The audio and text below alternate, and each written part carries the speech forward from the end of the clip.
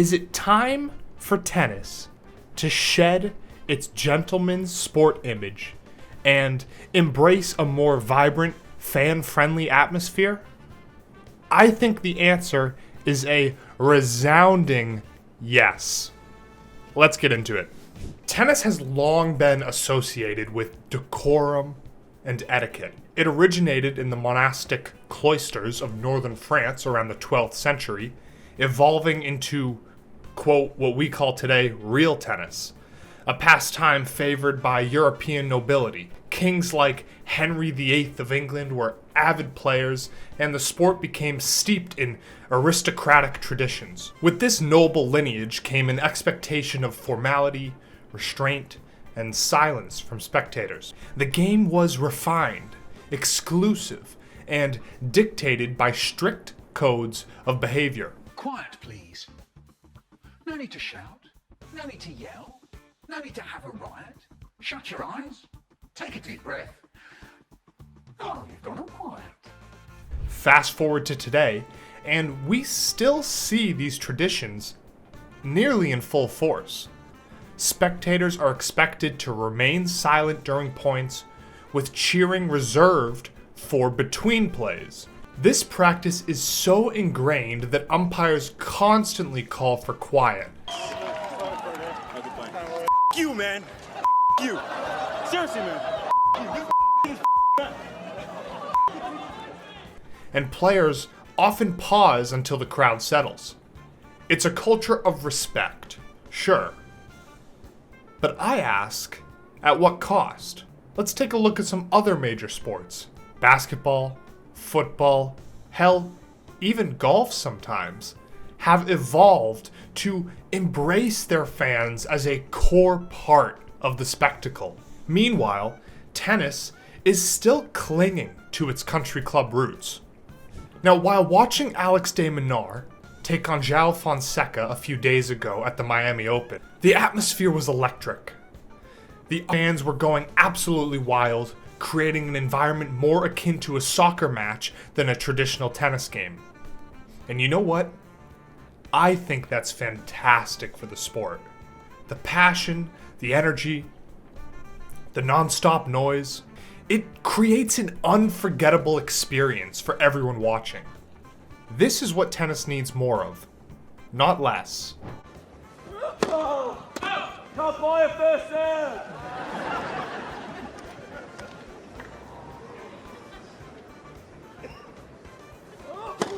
Net second serve.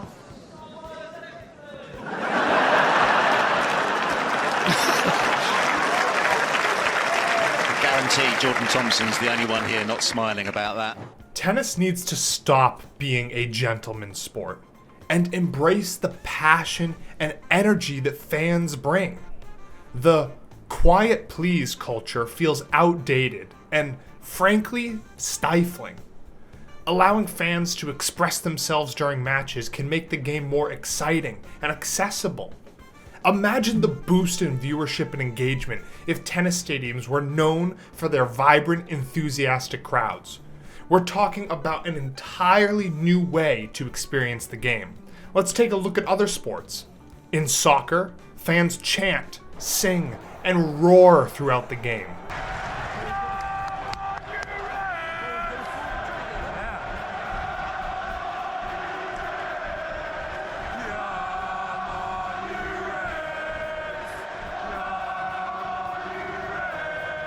In basketball, the energy in the arena is electric, with fans actively influencing momentum.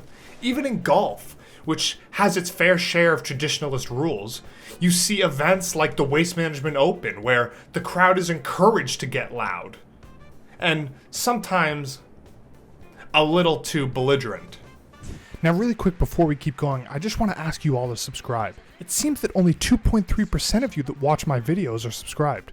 So make sure to hit that subscribe button and maybe the bell notification if you want to keep up to date with all things Hot Take Tennis. Meanwhile, tennis is still policing crowd noise like it's 1877. It's ridiculous. The sport is limiting itself by enforcing silence and suppressing fan enthusiasm. Okay, now before the purists start hyperventilating, let me clarify something. I'm not saying we should completely erase tradition. Events like Wimbledon have a rich history and a unique charm that comes from their adherence to etiquette. The quiet, respectful environment is part of what makes Wimbledon special, and I believe it should remain that way. But outside of that, especially in places like the US Open and the Australian Open, there's no reason why fans shouldn't be able to let loose and make some noise. Now, I'm sure some critics will argue that too much noise would distract the players and affect performance, but here's the thing. Professional athletes are built for pressure. If they can't handle a loud crowd, that's on them. In fact, many players thrive off energy from the stands. Look at Nick Kyrgios. Love him or hate him, you can't deny that he feeds off the crowd's passion. And I think he's going to try the trick that worked for him in the quarterfinal yesterday. Asking someone in the crowd, where should I serve this? And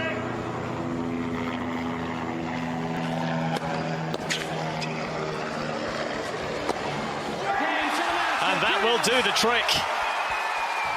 By 2 sets to 1.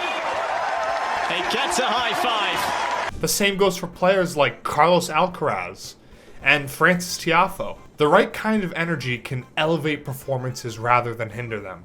Now, I think this shift wouldn't just make tennis more exciting, it would also make it more inclusive.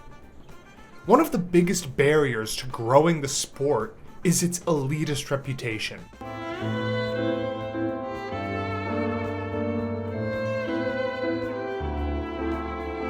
Tennis still struggles to attract new, diverse audiences because it presents itself as a proper sport for the well-mannered. It's outdated thinking.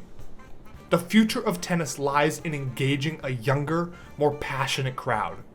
And that starts by making the game feel less like a formal event and more like a thrilling, can't-miss experience. We've already seen glimpses of what tennis could become. The Laver Cup thrives on a rowdy, football-like atmosphere, and it's been a massive success. And how about the US Open's night sessions? They're iconic because the crowd is engaged and alive. We need to take that energy and make it the norm, rather than the exception. So let's make a change. Let's stop treating tennis as some sacred, fragile game that must be protected from noise. Let's encourage fans to cheer, chant, and celebrate. Let's create an environment where players and spectators alike can thrive on the collective energy of the moment. It's time for tennis to embrace its future rather than being chained to its past. But hey, that's just my take. What do you think? Should tennis maintain its traditional decorum? Or is it time to let the fans' voices be heard? Drop your thoughts in the comments below, and don't forget to like, share, and subscribe for more fiery debates here on Hot Take Tennis.